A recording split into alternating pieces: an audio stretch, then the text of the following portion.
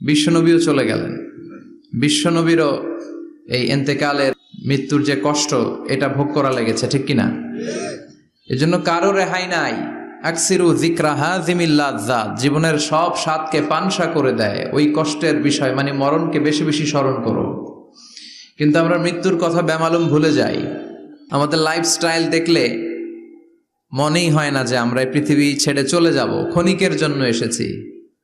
বিশ্বনবীর সাহাবারা বলতেন, যখন সকাল হয় সন্ধ্যার জন্য অপেক্ষা করো না, আবার যখন সন্ধ্যা পর্যন্ত পৌঁছবে পরদিন সকালের জন্য অপেক্ষা করো না, তার আগেই ডাক চলে আসতে পারে, ঠিক কিনা?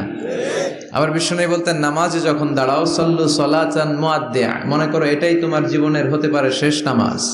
পারফর্ম দ্য সালাহ as if this is your last and final prayer, এমন ভাবে সালাত পড়ো মনে করো হতে পারে এটা জীবনের শেষ নামাজ। এজন্য কেউ থাকতে আসি নাই, চলে যাব। আমার নানা ভাই যেমনি চলে গেলেন